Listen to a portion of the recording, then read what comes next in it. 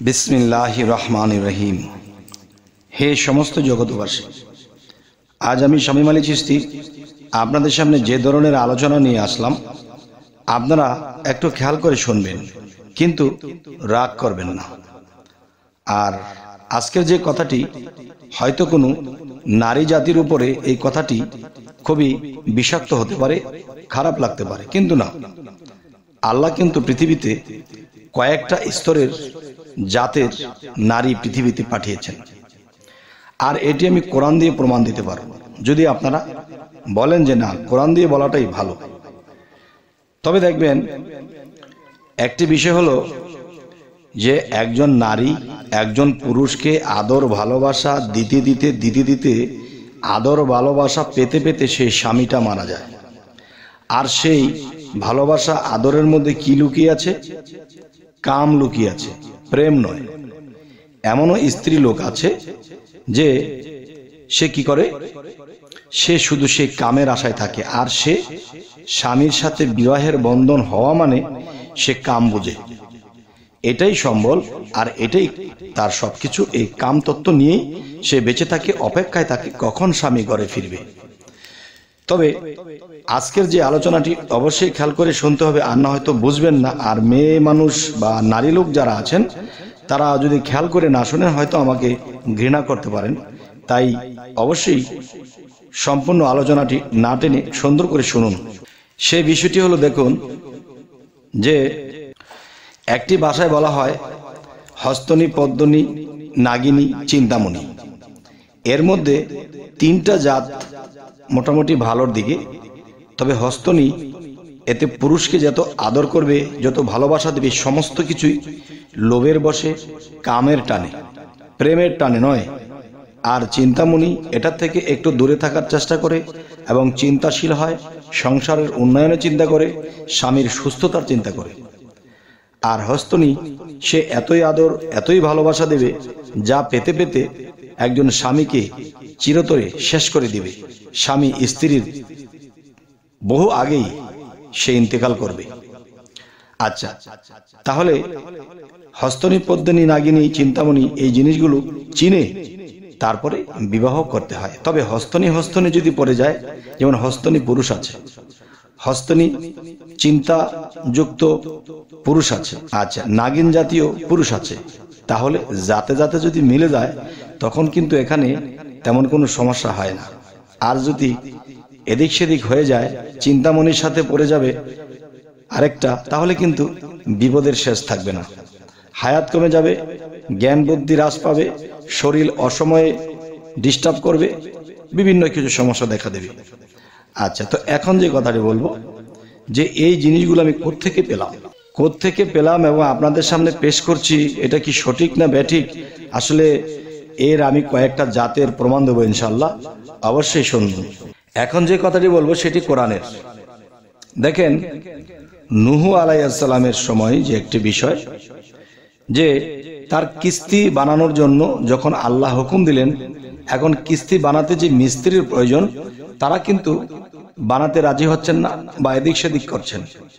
তখন কিন্তু এমন কিছু ঘটনা ঘটেছে যে তার সাথে কথা দেওয়া হয়েছিল, তোমার যে মেয়ে আছে, মেয়েটা আমাকে বিয়ে দিতে হবে, তাহলে আমি তোমার কিস্তি বানাবো। তখন আল্লাহকে জানেন, আল্লাহ তারা তো এরকম কথা বলে, আর না হয়তো কিস্তি বানাবে না। তখন বলে যে তুমি রাজি হয়ে যাও। তখন দেখা যায় তার মেয়ে কয়টি হলো? 4টি মেয়ে হয়ে গেছে। কিভাবে? যে তুমি বিড়ালের উপর হাত রাখো, সেই বিড়ালটি মেয়ে হয়ে গেছে। তুমি কুকুরের উপরে হাত রাখো, সেই কুকুরটি মেয়ে হয়ে গেছে। তুমি ইঁদুরের উপরে হাত রাখো, সেই ইঁদুরটি মেয়ে হয়ে গেছে। এবং তার আসল মেয়ে যেটা, সেটাও তো আছে। তো মোট 4টি। তো এখন কথা হলো, তখন তিনি যখন রাজি হলেন, যেই মিস্ত্রিরা বলেছে হ্যাঁ আমরা কিস্তি বানাবো, তার মধ্যে তার মিস্ত্রি ছিল 4 জন। এখন এই 4 জন মিস্ত্রি তারাই বলেছে যে আমি তোমার মেয়েকে বিবাহ করব, যদি বিবাহ দাও তাহলে আমি কিস্তি বানানো শুরু করব। আল্লাহ বলেছিলেন তুমি রাজি হয়ে যাও, তাহলে আমি আরো 3টা মেয়ে কোথায় পাবো? হ্যাঁ আমি সেটা ব্যবস্থা করছি। তখন এভাবে আল্লাহ ব্যবস্থা করে দিলেন কিন্তু সেই মেয়ে চারটা ঠিক দেখতে একই রকম, কোনটা কোন মেয়ে এটা বোঝা যায় না। তখন কি হলো, সেই নূহ আলাইহিস সালাম যখন সমস্ত প্লাবন সমস্ত কিছু যখন ধ্বংসপ্রাপ্ত হয়ে গেছে, সমস্ত জোড়ায় জোড়ায় নিয়ে যখন উঠে গেছে, তখন দেখা যায় এই প্লাবন কমে গেছে, সেই দুর্যোগ চলে গেছে। তখন সে আবার যখন ফিরেছে, তখন তো তাদের কথা রাখতে হবে, তাই সেই চারজনকে চারটা মেয়ে বুঝিয়ে দিয়েছে। চারজনকে চারটা মেয়ে যখন বুঝিয়ে দিয়েছে যে চার জায়গায় চারজনের বিয়ে হয়ে গেছে, এখন মেয়ে তো দেখতে একই রকম, এখন এই মেয়েদেরকে নিয়ে কোথায় যাবে, কি করবে? আচ্ছা, এখন চিন্তা করলো যে আমি আমার মেয়ের বাড়িতে যাব বেড়াতে। এখন কোনটা তার আসল মেয়ে?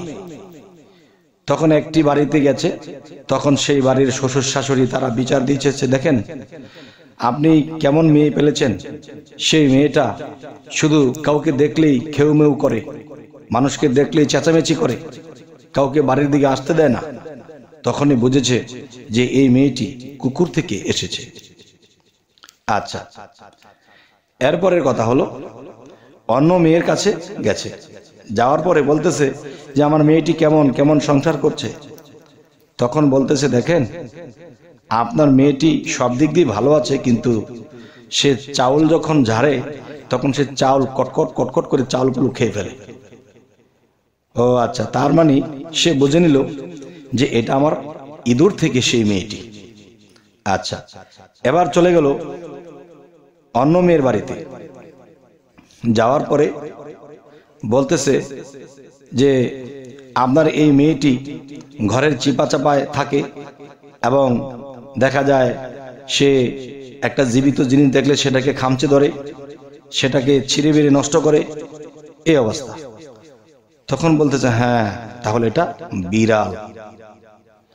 আচ্ছা, তাহলে তার আসল মেয়ে তখন অন্যটির কাছে যখন গেল যে আমার মেয়ে কেমন সংসার করছে, কেমন কথা বলে, হ্যাঁ আপনার মেয়ে সর্বদিক দিয়ে ভালো, খুব ভালো মেয়ে। তখনই বুঝলো এটা তার আসল মেয়ে। তাহলে এখানে বিষয় হলো হস্তনী পদ্মনী নাগিনী চিন্তামণি। তাহলে আপনারা বের করে নেবেন এই চারজন মেয়ে থেকে কোনটা চিন্তামণি আর হস্তনী পদ্মনী নাগিনীর মধ্যে কোনটি পড়েছে। এটা কিন্তু আমার কথা না, কোরআনের কথা।